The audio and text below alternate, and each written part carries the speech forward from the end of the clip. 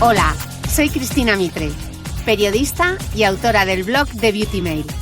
Bienvenidos a mi podcast, donde todas las semanas charlaré con los mejores expertos de la cosmética, la nutrición, el fitness y el bienestar, para que te sientas bien y te veas mejor. Bienvenidos todos a un nuevo capítulo del podcast. ¡Qué alegría! Estoy en un estudio grabando como una auténtica profesional. José, luego, ¿cómo voy a hacer yo cuando vaya con mis micros arrastrando maleta por Madrid después de este setting que es de casi, no sé, de la BBC o una cosa así? Estoy en Valencia, mañana corro la maratón, pero como ya sabéis que soy de las de ya que estoy aquí, aprovecho. Pues ya que estoy aquí, aprovecho y voy a entrevistar a Paloma Quintana. Ella es dietista, nutricionista y además es licenciada en Ciencia y en Tecnología de los Alimentos. Y tenía muchísimas ganas de plantarle el micrófono y poder hablar de un tema que tuvo mucho éxito en este podcast cuando hablamos sobre dieta vegetariana. Y esta vez quería hablar sobre deportistas vegetarianos, todo lo que necesitas saber, pero además es que vamos a hablar de mucho más. O sea que, aunque no seas deportista, aunque no seas vegetariano, quédate aquí porque Paloma nos va a contar muchísimas cosas interesantes. Paloma, bienvenida. Muy buenas, Cristina. Un placer estar aquí. Muchísimas gracias. Vamos allá a romper, a empezar por el principio. ¿Puede un deportista ser vegetariano? Sí, claro que puede. La pregunta sería, ¿puede ser vegetariano y estar saludable y desempeñar bien su disciplina deportiva? Sí, porque claro, poder se puede, pero ahora que esté al mismo nivel o, como se ha preguntado a veces, ¿puede rendir al mismo nivel que sus compañeros que consuman producto animal? Sí, la realidad es que sí. ¿Y un vegano? Sí. También. Vamos a, para quien no esté muy al corriente de cuáles las diferencias entre un vegetariano, un vegano, los que comen huevos, los que no comen huevos, los que comen leche, explícanos un poco así para tener ese esquema mental para saber de qué estamos hablando. Bueno, cuando nos referimos a vegetarianos y anunciamos que, bueno, nos referimos a lo largo de la entrevista a vegetarianos ya en términos generales, es verdad que vegetarianos nos referimos a todo el grupo. Cuando hablamos de vegetarianos ovolacto, pues serían aquellos que consumen lácteos y huevos como único producto de origen animal. La miel está un poco en duda. En esa misma línea, pues ovo-vegetarianos o lacto-vegetarianos, pues los que únicamente comen huevos, excluyendo el resto de productos de origen animal, y los segundos, pues los que sí consumirían lácteos. Cuando hablamos de vegetariano estricto, el vegetariano estricto es aquel que no consume ningún producto de origen animal. Y cuando ya nos vamos al vegano, el vegano implica muchos más aspectos de su vida cotidiana que no tienen únicamente que ver con la alimentación. Aquí estaría un poquito el matiz, ¿no? Es una conducta, pues ya, por ejemplo, en referencia a los cosméticos, a la ropa. A mí me gusta hacer siempre aquí una puntualización, porque aunque exista este afán por etiquetar lo que consume y lo que no, yo me he dado cuenta en mi experiencia en consulta que hay que preguntar y hacer el patrón del paciente, el deportista en mi caso normalmente, que tienes delante. Porque aunque tú quieras poner la etiqueta de es ovo-lacto vegetariano, es decir, no es un vegetariano estricto y come tal o cual, hay que preguntar e informarse porque igual es que se permite un poquito de queso en la ensalada cuando sale, o sí que consume huevos camperos, por ejemplo, pero el matiz sería ese, que está el que sí que está, tiene presente en su día a día el huevo, por ejemplo, y aquellos que, bueno, no los tienen totalmente excluidos, pero en realidad su alimentación termina siendo más parecida a la de un vegetariano estricto. Comento esto porque en muchas ocasiones, si ponemos directamente la etiqueta, pues podemos considerar que sí que tiene esa fuente de proteínas, por ejemplo, y no estamos considerando otra o no explicándole cualquier otro concepto. Yo prefiero como cerrar muy bien qué alimentos come y qué no, y en nuestro caso, por el público que llega, que está quizás a veces transicionando a una dieta más vegetariana estricta o pasa de una dieta omnívora a una vegetariana, ¿a dónde quieres llegar? Porque igual me dice que es lacto-vegetariano y yo le pauto una proteína de suero y realmente no quiere consumir mucho producto de origen animal o no quiere consumir productos que vengan de los lácteos. Por eso a mí me gusta matizar un poco qué consume y qué no y cuál es tu filosofía realmente. A la proteína de suero, a la famosa whey protein, Iremos. no os preocupéis que vamos a entrar.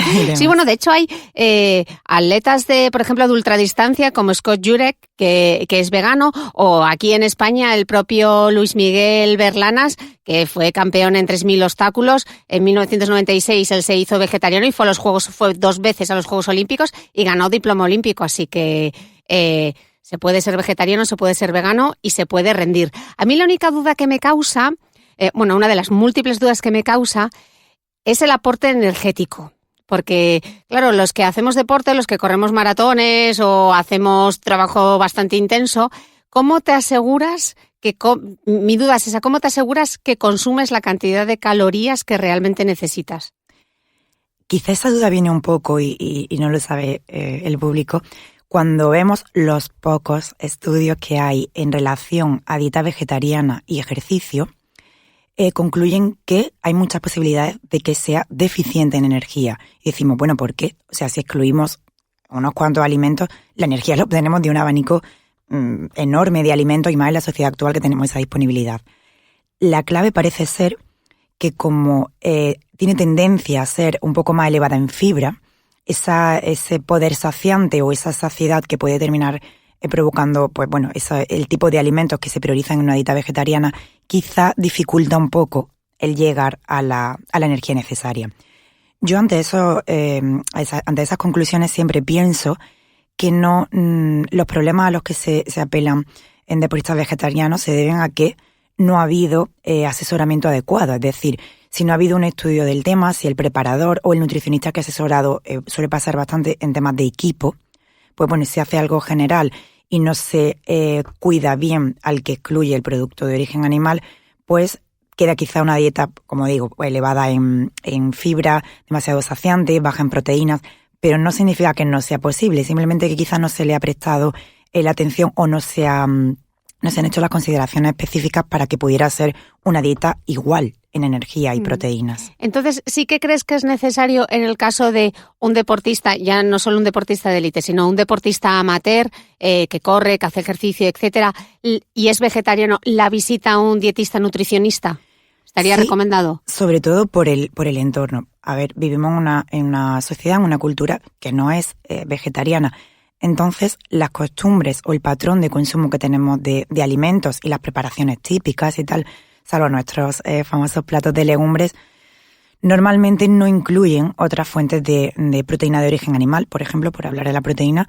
Entonces sí que sería necesaria esa educación. Si tenemos muy instaurado que la verdura va con carne o con pescado, pues quizá no significa que haya que eliminar carne y pescado y me quedo. No, a ver, ¿de qué manera sustituyo y de qué manera suplo lo que estaba añadiendo con productos de origen animal? Por eso esa mínima educación o ese toque para que empoderar un poco al deportista que sea capaz de elegir, de preparar y de evitar esa deficiencia. Hemos hablado de la proteína y me gustaría entrar a tope con los mitos porque hay bastantes mitos alrededor de la dieta vegetariana y en el caso del deporte mucho más. Y una de ellas es la falta de proteína, ¿no? Que te puede faltar proteína y además que las proteínas no son completas. Vamos a entrar en ese mito. Túmanoslo. Yo voy a primero a decir lo que es verdad y lo que es mentira. Lo que es verdad es que cuando normalmente acude un deportista vegetariano estricto, con no mucha experiencia, sí que al analizar pues su registro, lo que hace, su dieta es baja en proteínas. Es decir, cuando hacemos este primer abordaje, no porque no sea posible, aquí viene la otra parte, simplemente porque no se incluyen las fuentes adecuadas y porque un deportista necesita más cantidad de proteína que una persona sedentaria. Sería lo óptimo. ¿Y cuáles serían esas fuentes adecuadas de proteína? Exacto. Fuentes de origen vegetal que contengan proteína, pues tenemos las legumbres, que además son un producto muy económico que podemos encontrar de forma local y sí que tenemos cultura en sus preparaciones. Podemos encontrar también como legumbre todos los derivados de soja y eso sí que es una ventaja que están surgiendo cada vez más fuentes de proteína provenientes de la soja, muy prácticas porque son únicamente proteínas, es decir, yo a veces que explico en mis cursos sobre dieta vegetariana en deportistas que si quisiéramos quizás recortar hidratos de carbono, pues tenemos el problema de que las legumbres sí que nos subiría un poquito los hidratos de carbono y simplemente hay que considerarlo. ¿Qué ocurre, por ejemplo, con derivados como la soja o el tofu, que son casi únicamente proteína? No se nos puede olvidar la proteína tan concentrada, la cantidad tan concentrada que se encuentra en frutos secos y en semillas. Las semillas son grandes aliados, frutos secos y semillas, en el deportista porque son como concentrados de nutrientes, no únicamente de proteína, después veremos qué más. Entonces son muy interesante utilizarlos. Pero las semillas siempre machacadas, ¿no? He oído, porque como te tomas la semilla tal cual te la comes, tal cual sale, ¿no? Exactamente. Se pueden hidratar, se pueden moler, además son tan versátiles para cocinar cualquier cosa. Igualmente estamos hablando de fuentes de origen vegetal porque si es un deportista que sí que consume lácteos y huevos, pues ya verás, el problema es casi inexistente porque los lácteos es cierto que contienen una proteína pues de muy buena asimilación, bastante completa, incluso si pudiéramos suplementar con esa proteína de suero que trataremos ahora, pues no habría ningún inconveniente. Por lo tanto, vigilar qué cantidad de huevo y lácteo quiere consumir y si no se suple con el resto. Claro, pero ¿qué cantidades? Porque yo digo, vale, tomo garbanzos. El bote de garbanzos, que es buenísimo, que vas al supermercado, que antes que mala fama tenía, garbanzos de bote, pero ¿cómo vas a comer garbanzos de bote y son buenísimos? ¿Cuánto me tengo que tomar? Esa es la duda, ¿no? Pues concretamente con la legumbre y más con la legumbre de bote en un deportista, estamos hablando con los requerimientos energéticos que tiene. Bueno, como medio bote podríamos lanzar así esa recomendación tan fácil de recordar. Y es muy difícil que una persona se exceda comiendo legumbre, porque es muy saciante. Yo lo he comentado con compañeros cuando preparamos las lentejas, que soy muy fan, ya quizás lo conocéis. Cuando tenemos un plato de legumbre delante, digo, es que es muy difícil que me ceda comiendo de esto, es muy saciante. Por eso ahí tendríamos el punto negativo de que si es un deportista al que queremos meterle más cantidad de energía, pues quizá únicamente a base de legumbre lo va a tener que no puede más. Utilizar ahí frutos secos, cremas de frutos secos son muy interesantes. Igual que recomendamos esa moderación en pérdida de peso, porque la crema de frutos secos como que entra muy fácil. En un deportista es genial para hacer barritas, para adicionar a la fruta. Fíjate qué sencillo poner ese plus de proteína, de nutrientes al postre, aunque hayamos consumido legumbres. La manzana con su crema de cacahuete, exacto. Por supuesto sin grasas chungas ni nada tal, solo crema de cacahuete 100%, está buenísimo. Sí, es un poco absurdo añadir demasiadas cosas a las cremas de frutos secos porque prácticamente no necesitan nada, sea de anacardos, de almendras, que es mi favorita, de cacahuete, la que queramos. Se pueden hacer preparaciones infinitas y en el deportista de verdad es un elemento que utilizamos muchísimo. ¿Y esto de la proteína completa? ¿Qué es esto de la proteína completa? Porque a mí me suena lo de hay que mezclar cuando éramos niños, ¿no? Las five pintes que decíamos en Asturias con el arroz blanco. Explícanoslo un poco. A ver, muy recientemente cuando explico esto y hay alumnos en nutrición, digo, acordaros cuando nos hacían cuadrar la fuente de diferentes aminoácidos para hacer una proteína completa de origen vegetal. Y me dicen, no, se sigue explicando así. Esto es un mito que surgió y la verdad es que se desmintió hace como unos más de 30 años. Se vio que es cierto que las fuentes de proteína de origen vegetal pueden ser deficientes en uno u otro aminoácido.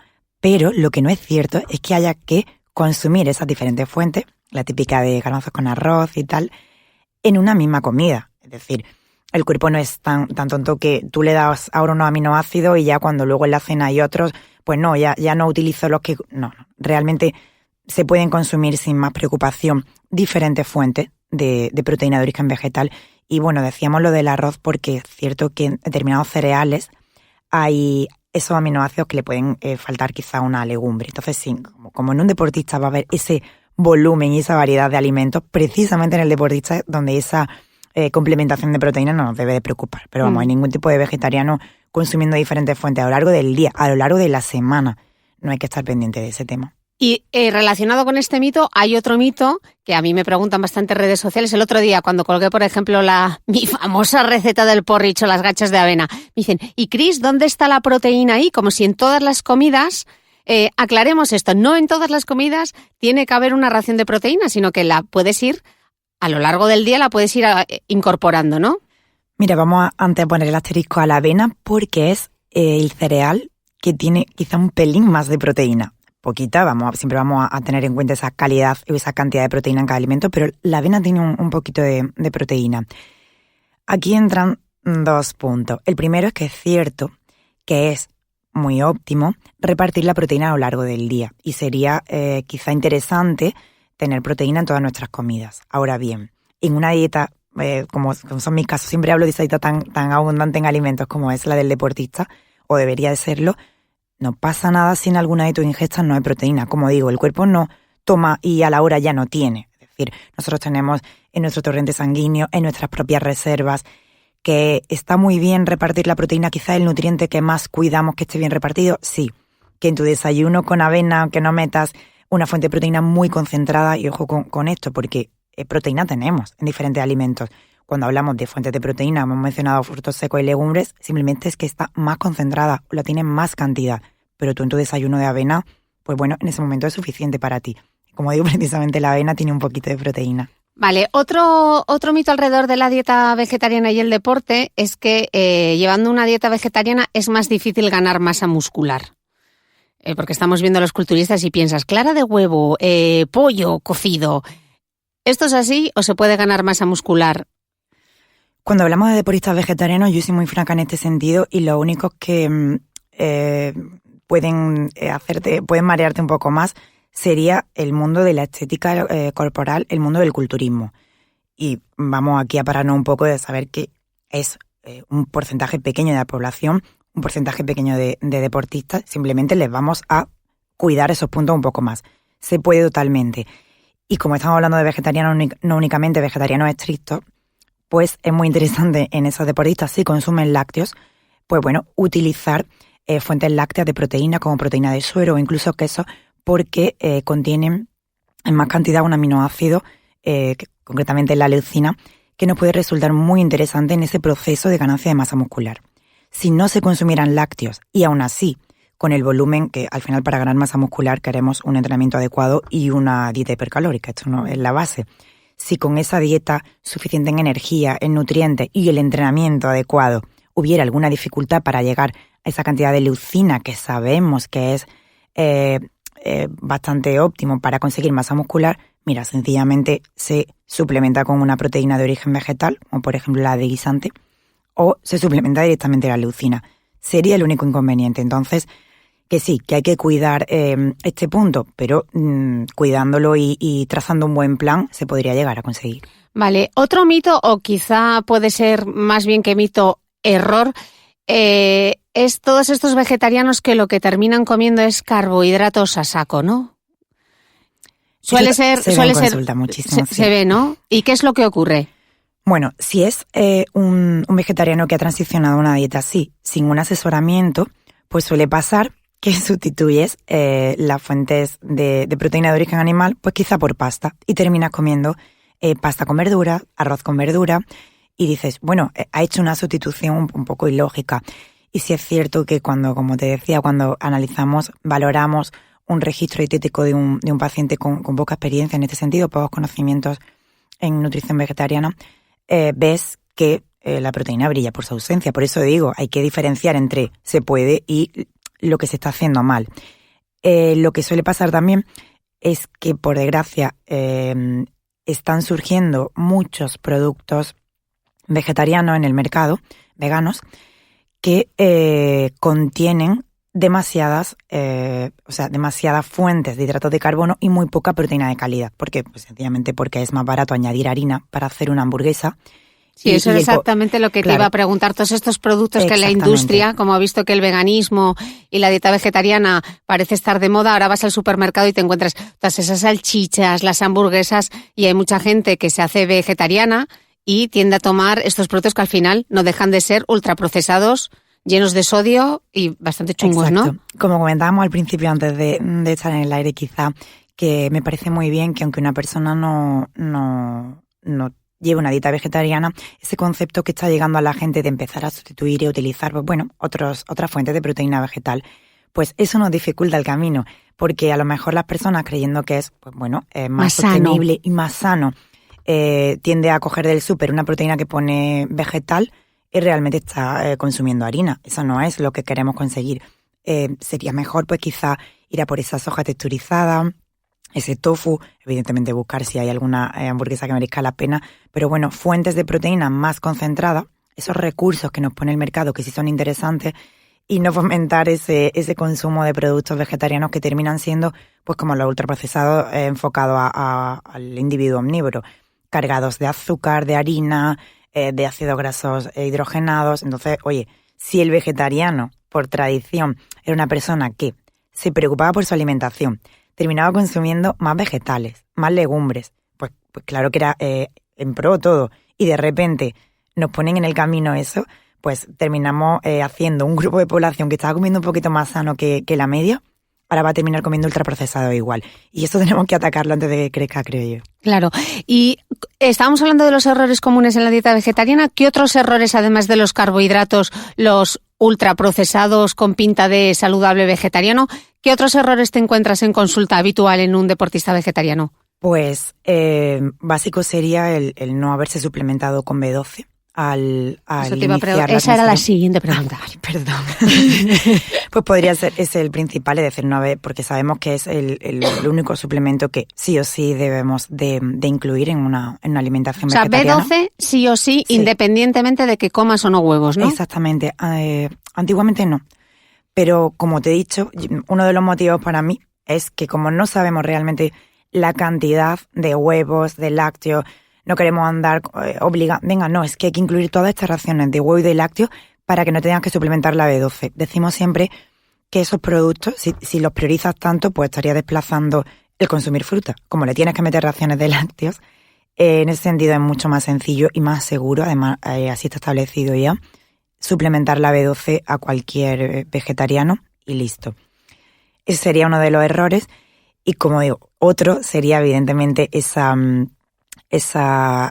sustitución de fuentes de proteína animal por hidratos de carbono y, en definitiva, estar apelando a que eres vegetariano, considerando que es saludable y realmente llevando un patrón de alimentación que no es adecuado, suficiente en energía, variado, ojo con la variedad, porque no sé por qué terminan muy estancados, tristemente porque quizá no había suficiente oferta de fuentes de origen vegetal o no había suficiente educación.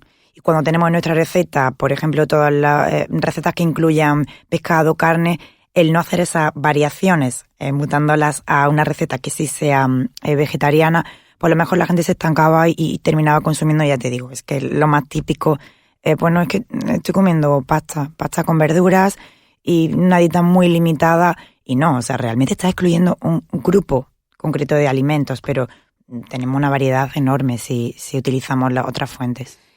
Una cosa que os gusta mucho a los dietistas nutricionistas y que recomendáis es el famoso plato de Harvard. Entonces, en versión vegetariana, ¿cómo quedaría el plato de Harvard? No os preocupéis que luego en las notas del blog os pondré... Bueno, vamos a explicar, os pondré qué es el plato de Harvard. Explícanos un poco qué es el plato de Harvard y cómo quedaría en versión veggie. Pues, bueno, el plato de Harvard lo utilizamos tanto porque ha sido la guía nutricional o la guía de alimentación con la que más hemos estado de acuerdo. Entonces, yo personalmente no soy muy amiga de las pirámides y de cualquier guía alimentaria que ha ido surgiendo. Decíamos, madre mía, ¿cómo se puede hacer algo tan mal o dar una recomendación tan confusa? ¿Por qué es tan mala la pirámide? ¿Por qué no funciona la pirámide? A ver, la pirámide nutricional y todas las primas hermanas de la pirámide surgieron pues un poquito en pro de esos conflictos de interés que había de determinadas industrias. Si os fijáis, de hecho fue muy interesante, que de ahí mi afonía esta semana cuando estuve con los niños en el cole, y yo les decía, a ver, os he explicado qué alimentos no me gusta dar prioridad y qué alimentos debemos de dar prioridad. A ver quién encuentra los errores en la pirámide. Oye, 10 años, todos vieron los cereales de desayuno en la base, el azúcar, el pan de molde. Niños de 10 años se dieron cuenta cómo organismos oficiales no se dieron cuenta que la población y el colectivo de dietistas nutricionistas no somos tontos. Una pirámide en la que hay bebida alcohólica, una pirámide en la que arriba hay golosinas.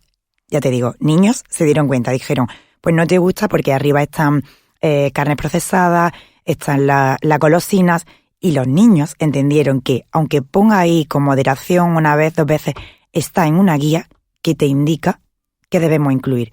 Y para mí esa imagen pues cala, y no fue uno de los motivos por el que no nos gustaba. ¿Qué pasó con el plato?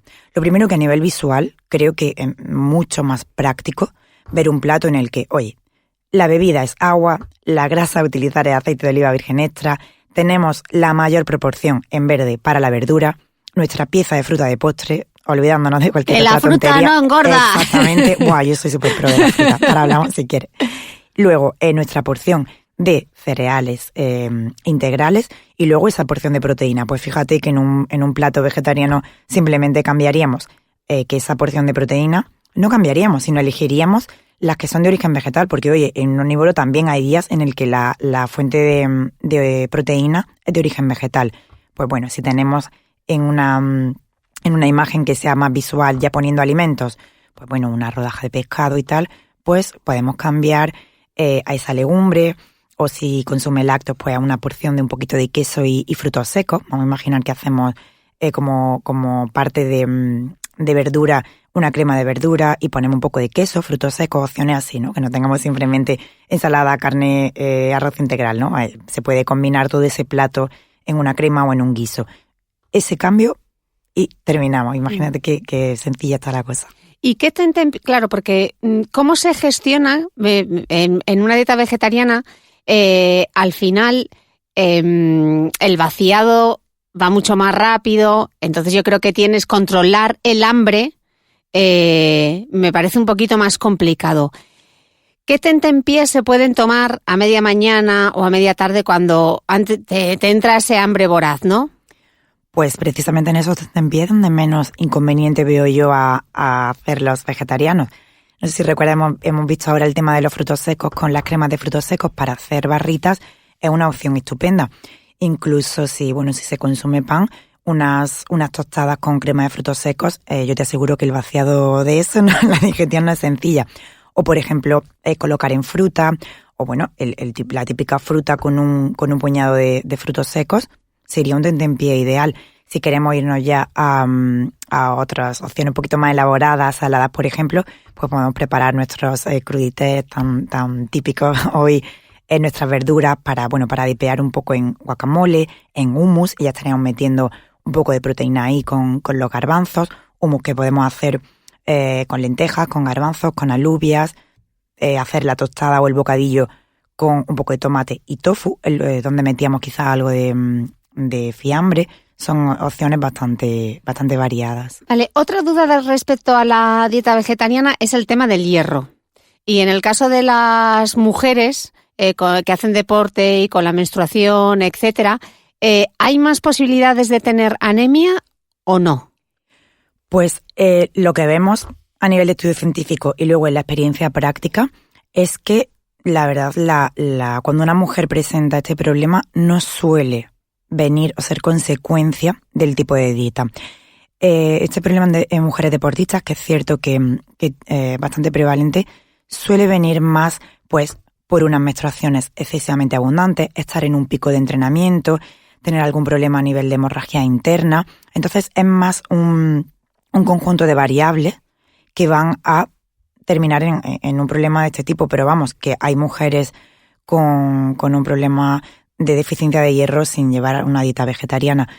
Sería más cuidar toda esa variable de factores. Y con respecto a la alimentación, yo siempre digo que yo me gusta prevenir en este sentido, y sí, es una mujer con reglas abundantes, que ya tiene unos antecedentes de anemia, que está en un pico de entrenamiento, que tiene una sudoración X. Vamos a prevenir con la alimentación, con las recomendaciones básicas para fomentar la absorción de hierro, que sería siempre tomar las fuentes de hierro, aunque sean de origen vegetal, con una fuente de vitamina C, que en la mente de la gente ahora está el kiwi y la naranja, pero oye, vitamina C hay en casi todas las frutas y vegetales. Podemos poner tomate, pimiento crudo, que es un excelente... El pimiento, ¿no? El pimiento tiene muchísimo, el pimiento rojo pues, tiene muchísima vitamina C, ¿no? Imagínate consumir nuestro plato de legumbres con un poquito de con tiritas de pimiento cortado en crudo, tomar de postre aquí la tan rica naranja valenciana. Yo siempre recomiendo la fruta entera, pero es cierto que en deportistas, sobre todo en periodos de carga, mira, hoy lo puedes tener en cuenta, aquí en Valencia, que además hay mucha tradición de consumir zumo de naranja, que ha estado muy demonizado en la población general, porque es cierto que no se puede acostumbrar a la gente a tomar la fruta en zumo, pero en deportistas es muy interesante porque podemos meter un volumen de hidratos de carbono y de vitaminas bastante interesante en un solo vaso. Bueno, de hecho, una idea interesante. Me habéis visto toda la maratón que volvía de correr con mi botella de agua y mi zumo con toda su glucosa, como os decía yo. Muy bien. Así que no lo he hecho del todo mal, parece. Sí, claro, hay que contextualizar que estamos hablando de deportistas y el zumo de naranja, pues por los nutrientes que contiene junto a esa fuente de hierro puede ser muy interesante. Y luego también, a la vez que potenciamos la absorción, limitar aquellas sustancias que nos van a perjudicar un poquito en la absorción, que son taninos procedentes de té, de café, esa costumbre que tenemos todos de tomar nuestro cafelito en el desayuno después de comer. Bueno, no significa que no lo tomemos, simplemente que si estamos previniendo o ya con un problema de deficiencia de hierro, vamos a separarlo, sin más. Tampoco no nos quitemos el desayuno si hay ese apego, pero quizás después de comer, espaciarlo un poco, no tomar vino en las comidas, té, remojar bien las legumbres y cocinarlas bien, que tienen también una sustancia que puede dificultar un poquito esa absorción. Son como puntos que dentro de lo que podemos hacer a nivel dietético tendríamos en cuenta, pero sin olvidarnos de abordar todo lo demás. Pero, por ejemplo, ¿esa fuente de vitamina C hay que tomarla al mismo tiempo que la fuente de hierro o puede ser a lo largo del día? No tiene que ser junto en el mismo bocado, pero en este caso yo sí recomendaría que fuesen más o menos cercanas. A lo largo del día vale también. Sería que en el cómputo de tus comidas diarias estés vigilando que esté presente esa fuente de hierro, aunque sean de origen vegetal, y esa fuente de vitamina C. Ya digo, ahora en temporada de naranjas y consumiendo nuestro pimiento crudo, pues es muy sencillo. ¿Y el pimiento siempre crudo? ¿No valdría hecho al horno o hecho en guiso? El pimiento es maravilloso en todas las preparaciones, pero si queremos centrarnos en la vitamina C, tenemos que tener en cuenta que la vitamina C es probablemente de las vitaminas más termolabiles que existen. Esto significa, esta palabrota que he dicho, que se degrada, se estropea, digamos, cuando la ponemos en una fuente de calor. Una vitamina que es muy sensible. Por tanto, cuanto más crudo y menos cocinado haya tenido el alimento, pues mejor. Siempre tenemos el ejemplo de la patata, que es muy famosa por el contenido en vitamina C, pero oye, la cocinamos y pierde casi toda, la verdad. Ok, otra duda que tengo, estábamos hablando del tema del hierro y en el caso de la mujer que me preocupa pensando en la prevención de la osteoporosis es el calcio. Entonces, en una dieta vegetariana, ¿el calcio de dónde viene? Pues nos han vendido muy bien en la industria láctea que el calcio está sí o sí en los lácteos y adiós. Y eso es cierto. O sea, los lácteos tienen una fuente de calcio además muy absorbible, pero tenemos calcio en infinidad de fuentes vegetales, de hojas verdes, semillas de sésamo, es muy interesante. Y aquí estamos hablando de deportistas, además tengo delante una deportista de primera. Y algo muy importante para las mujeres. Lo que más va a prevenir ese deterioro de los huesos es la actividad física. Es decir, el pequeño impacto, la movilidad, en definitiva, va a ser lo que más ayude a la salud de los huesos. Entonces no nos podemos poner a hacer un poquito de gimnasia cuando ya estamos en la posmenopausia. Yo lo siento, pero no. Yo soy muy estricta en el tema de la actividad física y desde la infancia, adolescencia, es un punto a cuidar y ahora estamos viendo en el tema del calcio y de los huesos. No podemos estar tomando un yogur enriquecido con calcio en el sofá. No tiene ningún sentido. O sea, es ridículo a ojos de alguien que entienda un poco esto. Entonces yo animo que menos preocuparnos del calcio que ingerimos, que el calcio va a estar sí o sí en nuestra dieta cuando consumimos hojas verdes o semillas, frutos secos, etcétera. Y a nivel de los huesos, provocar esa resorción, o sea, esa renovación del calcio en los huesos a través del ejercicio, es fundamental. Entrenamiento de fuerza, chicas, ya sabéis que en este podcast es siempre o hablamos de parabinos o hablamos de las mancuernas, o sea, y no pero de las rositas, ¿eh? Todo tipo de ejercicio, es decir, no desprestigiéis nada, sí. Aunque sea un baile, da igual, moverse. ¿Y el zinc? Vale, zinc, y al igual que otros minerales, cierto que pueden estar también un poquito ahí en el punto de mira, pero mira, sinceramente en una dieta en la que incluimos semillas, frutos secos, es muy complicado que haya una deficiencia de zinc. Y repito que siempre me estoy centrando aquí en el deportista que como tiene más ingesta de alimentos, es muy, muy difícil que vaya a haber una deficiencia de algo. Pero igualmente, en semillas, frutos secos, consumiendo legumbres, no es un mineral que vayamos a tener preocupación por suplementar, por ejemplo, para nada. Hemos hablado de la soja bastante. Y yo quiero hacer un poco de... Bueno, te quiero lanzar esta pregunta a ver qué me dices tú, porque hay quien defiende que la soja, solo consumir aquella soja que esté fermentada, tipo el tempeh o el miso, porque el resto de la soja que te puedes encontrar en la leche o los suplementos, etcétera, tiene actividad estrogénica y puede afectar a la tiroides, provocar cáncer, pues todas estas cosas que circulan por blogs y por redes sociales, etcétera. ¿Qué evidencia científica hay respecto a la soja? Bien, primero decir que es cierto que los fermentados, ya sean de soja o en general los fermentados de alimentación, están cobrando protagonismo y son bastante saludables, y es muy interesante los fermentados de soja que han mencionado. Con respecto a la soja como causante de ese tipo de enfermedades, no es verdad. Aquí hablamos de personas sanas, porque luego hay infinidad de alimentos, no únicamente la soja, que puedan no ser recomendables en una u otra patología. Hablando de personas sanas, la soja no nos va a provocar ningún problema de este tipo.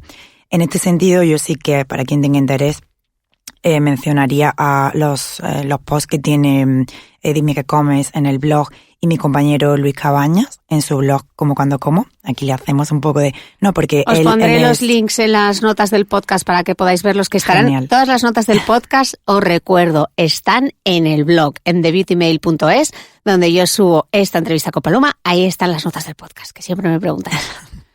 Pues mi compañero, que él es experto en nutrición en cáncer, y sí que reconozco que más que yo hizo una investigación más a fondo en este sentido, y no hay que preocuparse de ello. Y si nos vamos al mundo del deporte, que es cierto que en el mundo del fitness hubo mito en torno a este concepto, más concretamente con la proteína suplementada, proteína en polvo, proteína proveniente de soja. Se me viene a la mente ahora un estudio en el que suplementando a un grupo, midiendo testosterona, etcétera, no había absolutamente ninguna variación. Entonces, es un mito para mí que pensaba ya un poco subsanado la cuestión, pero no había que preocuparse. Yo sí apelo a que haya variedad de fuentes de proteína, es decir, hasta donde sabemos no hay ningún problema en incluir soja, pero lo que no podemos hacer es diariamente todas nuestras comidas que la fuente de proteína si llevamos una dieta vegetariana sea la soja, ¿vale? Es de cajón. Sí que hubo, y aquí yo creo que se puede confundir a veces, cierta controversia, cierto problema en los suplementos de isoflavonas de soja, pero eran suplementos que eran pautados para mujeres en ese estado de premenopausia, y ahí, cuando hablamos de suplementos, sea de cualquier compuesto de la soja, cualquier vitamina, etcétera, ahí sí que los miramos con lupa, porque lo que decimos es que a partir de la alimentación es muy difícil que tengas una sobredosis o un problema con algo. Cuando hablamos de suplementos es cuando tendríamos que decir, pero vamos a ver. Y no os preocupéis que vamos a hablar de los suplementos y también vamos a hablar de la whey protein. Así que, pero antes yo lo que quiero preguntarle a Paloma es, ya que tengo una dietista nutricionista, le quiero preguntar, yo que hago deporte y quiero consumir menos carne y pescado, o sea, no quiero dejar de consumirlo porque me gusta, pero ¿cómo puedo reducir mi ingesta de carne y pescado y no perder energía? Pues muy sencillo. Como hemos estado viendo, simplemente algunos días en los que por tradición tenías en tu receta o en tu preparación esa fuente de proteína de origen animal, como esa carne o ese pescado, mira, el paso podría ser primero utilizando huevos, que ya hemos hablado de que mejor si son camperos, puedes utilizar huevos, puedes hacer tu receta con huevo, ya no estarías utilizando carne o pescado, y luego algunos días cambiarlo pues por ese plato de legumbres. Yo creo que el incluir 2, incluso 3 veces legumbres en nuestra alimentación sí que es incluso bastante común en nuestra cultura, y yo creo que es la sustitución más sencilla que podemos ir haciendo para iniciarnos. Luego, en esos snacks que hemos estado viendo, lo veo realmente sencillo cambiar al consumo de frutos secos, de fruta, y la ventaja, como te decía, en el deportista es que se puede permitir pues ese consumo más elevado de frutos secos, de legumbres, más variedad, más cantidad, entonces no habría absolutamente ningún problema. ¿Por qué ha habido tanto mito alrededor de...? A mí me cuesta creer este mito alrededor de la fruta, de lo típico que sacamos, que las uvas y el plátano engordan, o que la fruta de postre engorda. ¿Por qué la fruta ha tenido tan mala prensa? Eso también me lo pregunto yo. No sé si es que se medía esa elevación de la glucosa en sangre de la fruta in vitro o no lo sé, pero mis pacientes se sorprenden cuando les digo, y ya no hablo de deportistas, quizá un paciente de pérdida de peso, fruta del tipo que quieras. Si mirásemos las tablas de composición de la fruta, lo único que encontramos es diversidad entre determinados compuestos o vitaminas que puedan presentar una en más cantidad que otra, pero son realmente muy, muy parecidas en composición, en ingesta, en aporte de energía y en distribución de macronutrientes. Son muy parecidos y un consejo genial que podemos dar a la población, sea uno deportista, es que con la fruta se sienta mucho más libre para consumirla cuando quiera, para consumirla del tipo que quiera. Yo jamás he retirado la fruta a un paciente, ya te digo, ni aunque estemos buscando esa pérdida de peso. La fruta es muy densa en nutrientes. Nos referimos con esto a que en poca cantidad tiene muchos nutrientes y de elevada densidad nutricional. Este es un concepto que a mí me encanta porque significa que en pocas calorías tienen muchos nutrientes interesantes. Uh-huh. Entonces es genial. O sea, yo con la variedad que tenemos, la suerte que tenemos en nuestra sociedad actual, con esa variedad de frutas, apelando siempre a priorizar la de temporada, vamos, sentirnos libres a consumir la fruta que queramos. Y en un deportista, no solo que de vía libre, sino que animo a consumir sin miedo 2-3 piezas en una ingesta, viene genial. Ok, y no en zumo, o sea, tomarte la pieza. Exacto. El zumo sí que lo recomiendo, esto es una cosa un poco más concreta, como te he mencionado, para esos días de carga. Oye, está la gente haciendo cargas previamente a la maratón como mañana, a partir de preparados en polvo de hidratos de carbono. Oye, prepárate un zumo que tiene una fuente de hidratos de carbono considerable, no hidrata y además, pues bueno, ese plus de determinados micronutrientes bastante interesantes. Ok, habíamos hablado antes de los errores comunes en los deportistas vegetarianos. ¿Cuáles son los errores comunes en la dieta de un deportista amateur? ¿Dónde metemos la pata? Pues, aunque no sea vegetariano, sí que veo que a la proteína suele quedar un poco baja. La proteína, el basar o el tener demasiadas expectativas con el consumo de suplementos, es decir, como bien estabas tú diciéndome hoy al llegar, la obsesión que hay con el suplemento, como que se busca ese plus, ese polvo mágico cuando se puede, ya digo, me has preguntado de deportista amateur, un deportista amateur no necesita absolutamente ningún suplemento mágico, necesita aprender a entrenar bien, necesita aprender a comer bien, perder el miedo a aumentar la ingesta de determinados alimentos que son saludables. Aquí el ejemplo de la fruta. ¿Qué otro alimento tiene miedo el deportista amateur de consumir? Dependiendo de la disciplina, pero frutos secos suele existir miedo. Y sí que hay una tradición de el miedo a la grasa en general, el miedo a las grasas en el deportista de resistencia, en el deportista del mundo del fitness. Existe todavía ese miedo a la grasa cuando precisamente estamos buscando a ver de qué manera llegamos a la suficiencia de energía y hay un miedo a la grasa, y con grasa me refiero a aceite de oliva para aliñar y aguacate en una ensalada, que el deportista se sorprende y nos viene muy bien ese plus de energía porque los alimentos más ricos en grasa, los productos más ricos en grasa sí que son también muy concentrados en energía. Hemos visto las cremas de frutos secos, pasaría igual con el aceite, que hay que añadir un poquito más de aceite cuando estamos buscando ese plus de calorías en la dieta y es una opción estupenda. Oye, ¿y esto de la ventana del glucógeno? ¿Esto es verdad? ¿Es mito? ¿Existe? No, expliquemos qué es la ventana del glucógeno porque no, es que hay que tomarlo justo después de entrenar. Te tienes que tomar, ¿sí o no?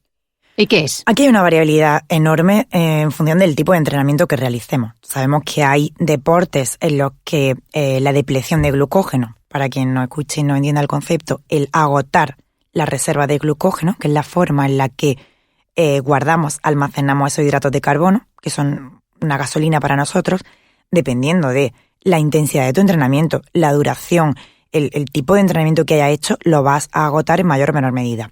Vamos a poner el caso concreto de un entrenamiento de larga duración. Puede ser un entrenamiento, para la maratón de mañana, un deportista que haya realizado un entrenamiento pues de una duración considerable, haya hecho, no sé, sus 15, no sé, una tirada larga, sí que es cierto que va a terminar con una depleción de ese glucógeno, es decir, con un agotamiento de esas reservas de glucógeno. Esas reservas las estamos gastando y reponiendo a lo largo del día constantemente. Cuando haces un entrenamiento las agotas, quizá más a lo bestia, pero mientras nos movemos o desempeñamos nuestras actividades del día, los vamos agotando y reponiendo cuando vamos comiendo. ¿Qué pasa? Que hay un punto clave para recomendar que después del entrenamiento se recuperen corriendo y sería, o el más importante, que vaya a tener 2 entrenamientos en el día. No porque vaya a morir si entrenas sin glucógeno, esto es una estrategia que también se utiliza, simplemente porque el siguiente entrenamiento no vas a estar al 100%, no lo vas a desempeñar como toca si no has recuperado. Pero si has hecho tu tirada por la mañana, no has metido mucho hidrato de carbono por la mañana porque no tienes costumbre, porque vas con prisa, oye, a lo largo del día sigues comiendo. Esa ventana, que se la ha llamado incluso a veces ventana anabólica en el mundo del fitness, no tiene una duración de me tengo que tomar esto ya casi que antes de meterme en la ducha. Tiene una duración pues hasta de 24 horas, podríamos considerar. Es muy importante lo que tú vayas comiendo. Ojo, no significa que no sea importante lo que se coma después del entrenamiento porque mejoramos, incluso bajamos niveles de inflamación, esto es un poco más complejo, pero es muy importante lo que comamos en torno a un entrenamiento. Pero concretamente, el tema de reponer glucógeno lo va a hacer nuestro cuerpo a lo largo del día. Puedes estar en la cena terminando tu día con una crema con patata y seguirás reponiendo ese glucógeno. El punto importante sería, ¿me toca entrenar de nuevo hoy? Sí, me toca doblar. Exactamente. Si tienes que doblar, yo sí recomiendo, puede ser tan sencillo como tener a mano un par de plátanos y tu bolsita de frutos secos y valdría. Vale. La pregunta del millón, que estábamos dejándolo para el final. ¿Hay que tomar batidos de whey protein, proteína de suero de leche, que está tan de moda? La proteína de suero yo creo que se miraba así como un producto un poco mágico, sobre todo en el mundo del fitness. Es cierto, y para bien, que la proteína de suero se está ya empezando a considerar en cualquier disciplina deportiva. ¿Y por qué digo que está bien? Porque es un buen recurso. Vamos a puntualizar la palabra recurso. Este deportista que nos cuesta que llegue a un requerimiento, a unos niveles de proteína que queremos que alcance en su ingesta y no llega, un recurso útil. Calidad de la proteína de suero, pues muy buena. Absorción, digestibilidad, magnífico. Entonces es un recurso que utilizaremos si nuestro deportista, ojo que también puede usarse en una persona que no sea deportista, si nuestro deportista no puede llegar a esa ingesta, está viajando, quiero asegurarle esa dosis de aminoácidos, de esa proteína, pues es un buen recurso. Y es cierto que se digiere muy bien y va genial. Imagínate que te toca doblar, como hemos dicho, y quiero que mi deportista no vaya hoy corto de nada, ni de hidratos de carbono, ni de proteína, quiero que tenga una ingesta adecuada, y está viajando, está trabajando, pues al ser un alimento en polvo, muy bien tolerado, muy bien asimilado, sería interesante, venga, vamos a utilizar porque en este caso nos viene muy bien. O que vayas a hacer tu entrenamiento y es que ya directamente casi que te duches en el trabajo, en el gimnasio y sigas con tu día. Pues oye, quizá una tortilla, quizá ese hummus no le ha sido muy, muy fácil de transportar. Teniendo también en cuenta que la absorción y la calidad de la proteína de suero es bastante interesante. Y cuando vemos estudios en torno a la proteína de suero, estén algunos más o menos subvencionados, sale bastante bien parada. Ahora, hemos dicho todo el tiempo que es ese alimento en polvo que vamos a incorporar. No tiene de verdad ningún poder más mágico de la cuenta que no sea el comer en polvo y ser práctico. Uh-huh. Sería el punto. ¿Y cómo eliges, cómo deberíamos elegir una proteína? A mí me gusta recomendar la proteína más sin sabor, porque oye, si estoy todo el día fomentando que la alimentación sea pues saludable, vamos a ir eliminando esa adicción al sabor dulce y tal. Sí es cierto que las proteínas vienen bastante cargadas de edulcorante, oye, porque el fabricante lo que quiere es que nos gusten. Entonces, vamos a ver primero la proteína de suero de leche, este producto que se extrae del desoerado. Sería una proteína bien concentrada o bien aislada, esta es una pregunta súper común. La proteína, que ya no solamente tenemos de estos dos tipos, hay un abanico enorme. Eso es lo que queremos decir con esa terminología, simplemente el proceso de obtención o el procesamiento que ha tenido la proteína, que en función de uno o de otro, pues la vamos a quizá digerir mejor, peor. Concretamente con la aislada es simplemente que hemos, como bien dice la palabra, aislado aún más la proteína. Por tanto, quizá en menor cantidad de productos hay un poquito más de proteína. puntualizar aquí que, por ejemplo, en un intolerante a la lactosa, para garantizar que la proteína no tenga ni un poquito de lactosa que le pueda provocar sintomatología, evidentemente la lactosa, que es el azúcar de la leche, si está más aislada la proteína, es decir, le hemos quitado más del resto de cosas, pues nos garantizamos que no tiene lactosa. Pues sería considerar en ese caso la proteína aislada.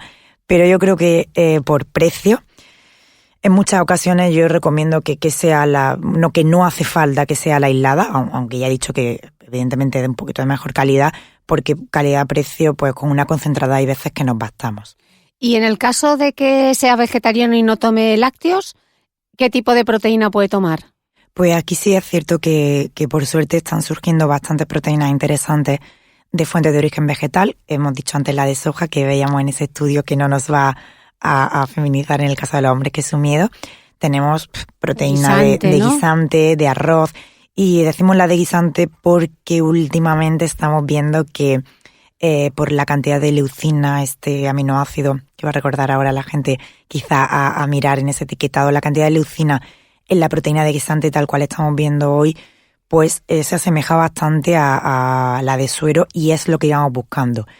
Yo recomiendo que se va a consumir una proteína, miremos la cantidad de proteína por 100 gramos, la cantidad de proteína por ese cacito que vamos a consumir. En función de eso, consideremos la cantidad. Ejemplo, si queremos consumir unos 20 gramos de proteína, pues elijas la que elijas, mira qué cantidad de producto necesitas para 20 gramos de proteína, ¿no? Por ejemplo, luego une ahí que sea de un sabor que te guste o que la textura se disuelva bien, ya entra ahí un poco el que te guste el producto. Y si has adquirido esta que menciono sin sabor, que no suele ser muy, muy agradable, pues bueno, prepararlo, por ejemplo, en un batido con fruta, añadirlo a cualquier otro preparado, se consume yogur, se consume cualquier yogur de soja, se puede mezclar. ¿Y con qué lo mezclamos? Listo. ¿Con agua o con una bebida vegetal o...?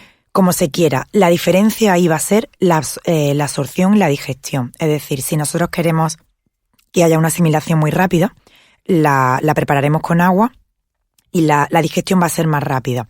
Si la consumimos con leche o con bebida vegetal, la digestión va a ser más lenta.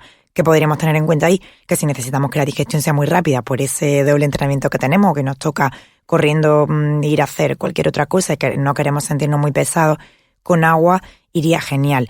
Pero si estamos buscando un snack un poquito más saciante, ese mundo que veíamos antes, con leche, si se consume, con bebida de soja, con bebida de avena, que además queda bastante rica, pues pudiera ser una opción. ¿Y tomarla esto? Así. Porque seguro que se lo están preguntando. ¿Esto, Paloma, sustituye una comida? ¿Es un tentempié? ¿Esto cuando me lo tomo? Se toma el momento del día en el que mejor te venga. Hemos dicho al inicio, es un recurso. Es un recurso para meter esa opción fácil, por ejemplo, si has viajado y tienes que hacer una merienda y quieres que contenga proteína. Pero ¿me podría tomar una manzana con unos frutos secos? Por supuesto. Es un recurso. La diferencia ahí, por ponerme muy rebuscada, sería que es cierto que la cantidad de proteína, el tipo de aminoácidos que contiene ese suplemento va a ser de calidad, y si estamos hablando de una persona con unos requerimientos o en un pico de entrenamiento que lo requiera, o bueno, en el caso de que mañana tenemos la maratón o estoy en esta semana en la que quiero cuidar que el aporte de aminoácidos, de proteína, de nutrientes esté tal, pues mira, sería interesante incorporarlo. Pero en el día a día, en un deportista amateur, puede estar utilizando otras opciones que no sea el estar diariamente consumiendo la proteína porque le va a proporcionar poderes mágicos. No. Vale, o sea que tampoco es estrictamente necesario, o sea, se puede añadir, pero si tienes una dieta equilibrada, etcétera, no sería... No. Sería cuestión de valorarlo. Valorar qué ventajas te aporta. Buah, y ahora ya aquí sí que entramos en la suplementación, que esto ya es, si eso eran los polvos mágicos, esto ya es, no sé, viaje sideral para tomarte lo típico que oyes, la L-carnitina, los BCAAs. ¿Qué obsesión tenemos por suplementarnos? ¿Es necesario suplementarse? Pues mira, concretamente con los suplementos que he mencionado, no. O la glutamina, que se me ha olvidado, la glutamina, que esa también vale, ahora la tratamos. Vamos a ir, por ejemplo, con los BCAAs, porque antes he dicho ¿Qué es esto de los BCAAs? Bueno, los BCAAs son simplemente aminoácidos ramificados, y la proteína, que llevamos un rato hablando de ella, la consumimos porque tiene aminoácidos, y además contiene concretamente esos 3 aminoácidos que son esos BCAAs. Es decir, si estás consumiendo un suplemento de proteína del tipo que sea, ya va a contener aminoácidos. Entonces, es un poco absurdo suplementar la proteína y a su vez aminoácidos que ya están contenidos en esa proteína. En ese caso, no le encuentro ningún sentido, a no ser que, sea un caso concreto y no pueda consumir proteína por X o hay algún problema de alergias, no lo sé. Y valorase tu nutricionista que te pueden resultar de interés. No se me ocurre ningún ejemplo en ningún caso y entonces no suelen ser muy, muy recomendados. ¿Y la glutamina para qué sirve? Vale, la glutamina es otro aminoácido. Y sí es verdad que hubo determinados estudios en los que se veía que podría ser interesante. Ojo, esto es un poco más complejo porque la glutamina interviene al parecer a nivel del sistema inmune. El deportista puede tener un poquito deprimido su sistema inmune. Deprimido significa que puedas estar más expuesto o más propenso a sufrir determinadas enfermedades si tienes un entrenamiento muy exigente. Entonces la glutamina se vio que en deportistas con un entrenamiento exigente podría ser interesante para esa prevención de esa afección del sistema inmune. La glutamina en el mundo del deporte no tiene ya mucha relevancia. Sí que en nutrición hay veces que se ha tenido en cuenta cuando hay alguna patología intestinal, porque la glutamina interviene en la mejora de esa patología, pero en el mundo del deporte, aparte del tema de, vamos a ver si en esta posible depresión del sistema inmune pudiera ayudar, no tiene más sentido.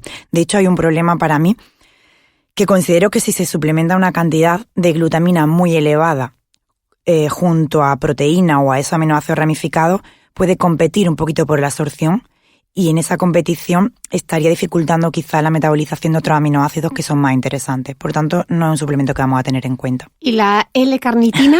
La L-carnitina tuvo un boom enorme. Todo el mundo tomaba L-carnitina porque quemabas más. Exactamente.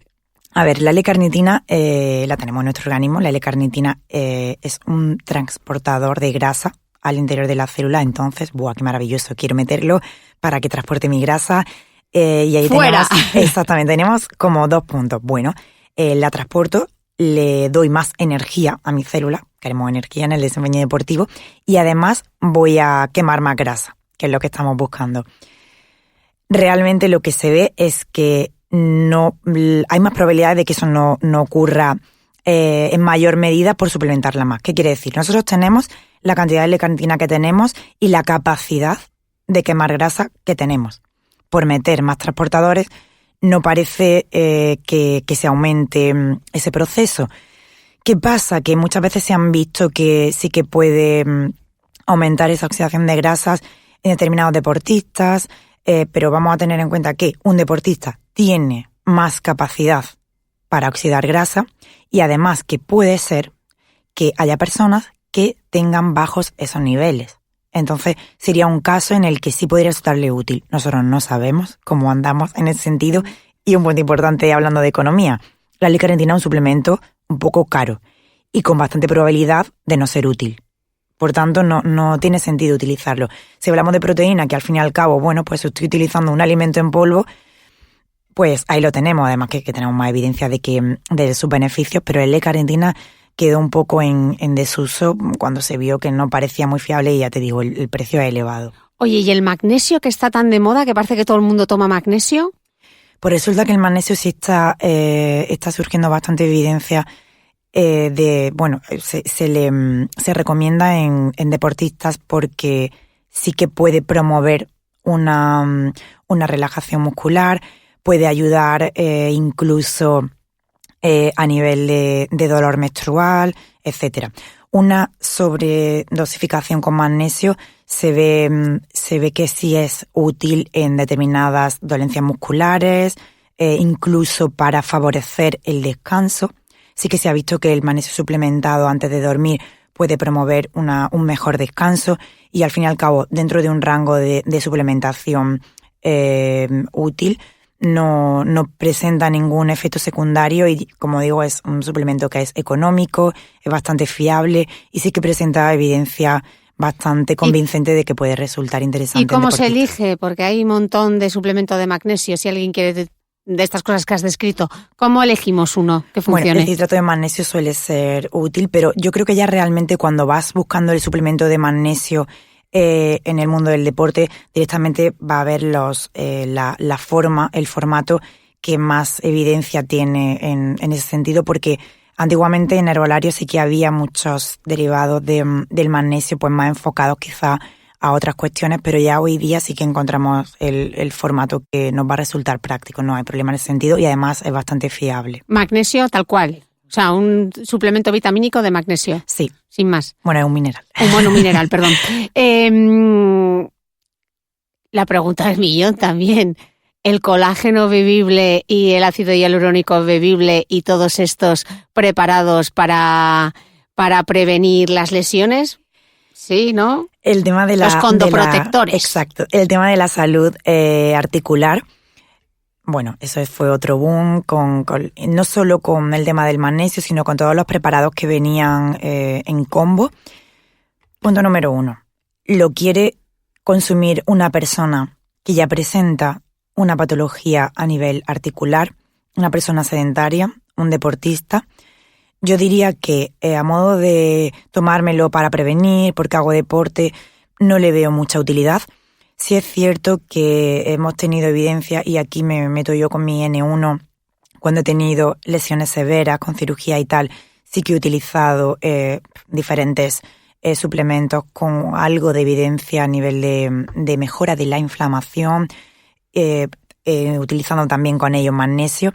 En ese sentido diría, bueno, presentas una patología que cursa con inflamación de las articulaciones, pues bueno, podría ser interesante todo el tema del magnesio, la condroitina, etcétera, pero en un deportista, porque sí, suplementar con un combo de compuestos con evidencia, pues los condoprotectores, no le veo sentido. Yo veo más interesante cuidar el patrón de movimiento, el entrenamiento y adecuar el descanso, porque todos los dolores, hablando ya del deportista, no de alguien que presente una patología en ese sentido, en el deportista que termina padeciendo dolor articular, ya metemos aquí dolor muscular y tal, suele ser por una mala planificación del entrenamiento. Vamos a meterme también un poco para casa, vamos a barrer para casa el tema de la alimentación. Puede ser que no estés recuperando bien, que tu planificación dietética no esté siendo la adecuada.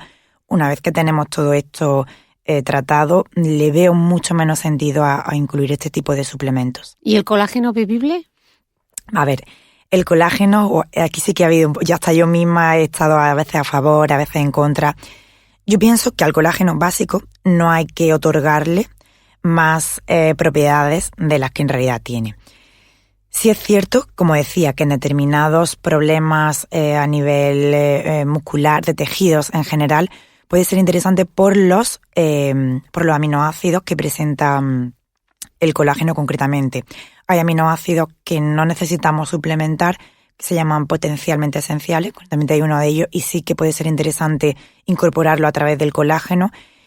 Bueno, ya lo de bebible, es cierto que en formato líquido hidrolizado, pues bueno, como la asimilación es mejor, pues presenta esa ventaja. Yo no he tratado mucho con este tipo de suplementos, pero he visto que son caros, y resulta que aquí sí que ya meteríamos a los deportistas que no son vegetarianos, si llevan un consumo, por ejemplo, de pues bueno, todas estas partes más gelatinosas de las carnes, o en un caldo. Mismamente, sí que tendríamos bastante concentrado de este tipo de compuestos que tratamos de buscar en un suplemento así. Cuando se mide eso al lado del precio que tiene el suplemento de colágeno, vamos, yo jamás recomendaría comprar algo así con una evidencia tan difusa. Ok. Hablábamos antes de entrar en la entrevista, sobre todo en el tema de mujer, tú que eres nutricionista, deportista, ¿tú crees que hay un cambio real? Se ha hablado tanto de dieta, pérdida de peso, ejercicio, pérdida de peso.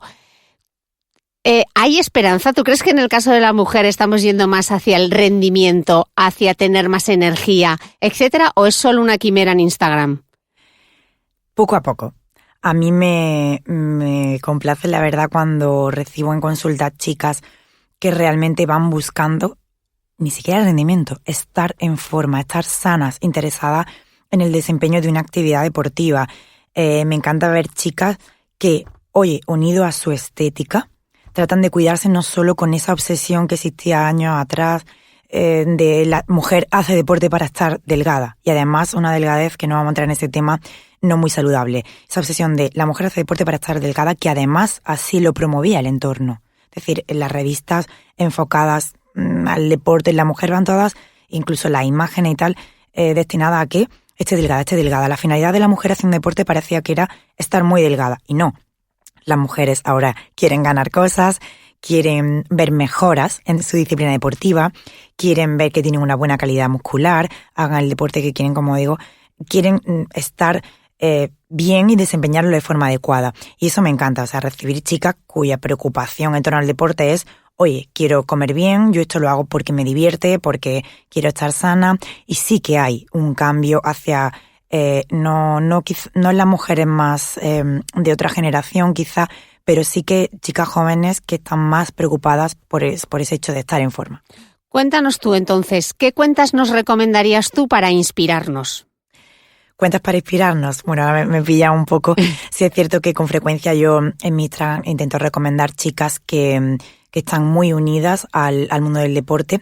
Yo sin duda recomendaría que te siguieran porque, no, Cristina, en tu caso pues me gusta mucho un concepto que quiero hacer mención aquí, a que parece que las chicas que realizan deporte son, pues bueno, las chicas que hacen deporte están obsesionadas con ese rendimiento y apelando únicamente al deporte asociado a una masculinidad, etcétera, cuando una chica puede seguir cuidándose.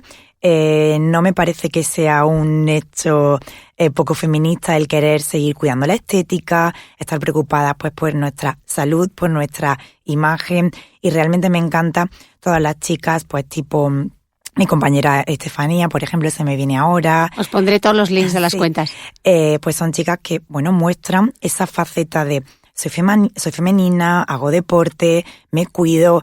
No hago deporte porque estoy obsesionada por esa bajada de peso, y me parece muy importante lanzar ese mensaje de simplemente salud. Y sentirse bien, que yo creo que es importante. Última pregunta, ¿algún libro de nutrición deportiva que a ti te guste hasta que tú publiques el tuyo, que seguro que lo harás en algún momento? Aquí diferenciaría los libros de nutrición deportiva que pueden servir un poco de guía pues a compañeros, compañeras que les guste la nutrición deportiva. A mí me encanta Asker Jokendrup, no sé si lo sigue, él tiene guías muy sencillas para, bueno, en términos de nutrición, además de su blog, que es súper chulo, con sus infografías y tal, libros básicos que pueden ser, bueno, yo me acuerdo en sus orígenes que me leí el de Burke, que es esta nutricionista deportiva que nos encantaba a todos, los libros de base fisiológica en el deporte, libros muy buenos tiene mi compañero Fernando Mata. Esos son libros que nos ayudan mucho a ir trazando esas planificaciones, a aprender un poquito más de fisiología. Yo aprendo muchísimo de mis compañeros, de Ismael, de Sergio, Walter, todos mis compañeros. Os pondré todos los links, no os preocupéis, sí, que estarán todos. Mis compañeros de Better by Science, yo aprendo con ellos muchísimo a través de sus redes sociales, que están muy enfocadas a la divulgación en nutrición deportiva, en fisiología del ejercicio. Pero luego pasamos a libros que nos puedan resultar inspiradores en el sentido de llevar a cabo esta vida activa que a nosotras nos gusta, esta relación con el mundo del deporte, que me parece una forma de entender y de vivir la vida tan saludable. Pues libros como el tuyo, concretamente me viene a la mente también el libro de mi compañero y amigo Airán, que es denominado 100 días para salvar tu vida, porque él ahí une de una forma muy amena y muy breve pues esos conceptos de estar activo cada día, hacer ejercicio, a la par que te recuerda el comer sano. Y como digo, pues diferenciaría bien esos libros de, bueno, me están enseñando, o estas cuentas de me están enseñando, estoy aprendiendo sobre nutrición deportiva, a libros que nos inspiren a la hora de decir, pues sí, mira, por esto debo tener prioridad en llevar mi alimentación, en llevar una vida más activa, en practicar un deporte. Muchas personas no encuentran el motivo para que les lleve a decir, bueno, y practicas deporte, ¿qué finalidad tienes? Si no, no vamos a vivir de ello, si no vas a ganar, como me solía decir a mí mucha gente, que yo soy muy motivada en cualquier deporte que me ponga, pues para mí es simplemente una forma de vivir la vida y de entenderla muy saludable, que implica mucho más que el ganar o el perder un kilo o el estar en forma. Es la relación que tienes con los demás, con el entorno, lo que implica a nivel de estado de ánimo, que ya repercute en los demás, en tu trabajo y en todo. Entonces a mí eso me parece muy importante. Yo siempre en consulta no recuerdo mucho el tema de la actividad, de buscar un deporte que guste, también lo decía a los niños esta semana, porque todo va mucho más allá del quiero comer más sano. No, quiero comer más sano y quiero que todos los hábitos que rodean mi día a día, vida, exactamente, ¿no? Vayan enfocándose a ello, no para ganar, para vivir de esa manera más bien. Pues, Paloma, ¿dónde te podemos seguir a ti? Bueno, me podéis seguir por Valencia, que además voy siempre andando. Bueno, en mis redes sociales soy Nutrición con Q. Una vez tomé este nombre y ya nunca me lo pude quitar. Sí, como yo, de Beauty Mail, es como muy práctico. Sí, tanto en Twitter, que fue donde nací, en Instagram. Tengo también un grupo con el mismo nombre en Facebook donde la inicié con mis pacientes que compartían sus platos y sus dudas y tal. Bueno, ya empezó a incorporarse más gente y próximamente también con el lanzamiento de nuevo de mi web, algo renovada, donde espero ir sacando posts interesantes en torno a todo esto que a mí me mueve, que como digo, no es únicamente el comer sano, sino todo lo que rodea el estilo de vida saludable. Pues muchísimas gracias, Paloma, por esta pedazo de entrevista y a vosotros nos escuchamos el próximo domingo. Muchas gracias a todos. Muchas gracias, Paloma. Muchas gracias. No olvides que todas las notas de este capítulo están en mi blog de beautymail.es. Además, si no quieres perderte ningún capítulo del podcast de Cristina Mitre, suscríbete a thebeautymail.es y a cualquiera de las aplicaciones en las que puedes escuchar mi podcast, como Spreaker, Apple Podcast, Spotify, iVoox y YouTube. Solo tienes que buscar el podcast de Cristina Mitre y darle a suscribir. Y un último favor, si entras en iTunes y me dejas un comentario y además me regalas unas estrellas, ayudas a que este podcast tenga cada vez más visibilidad y pueda seguir creciendo. Te espero el próximo domingo con una nueva entrega del podcast de Cristina Mitre.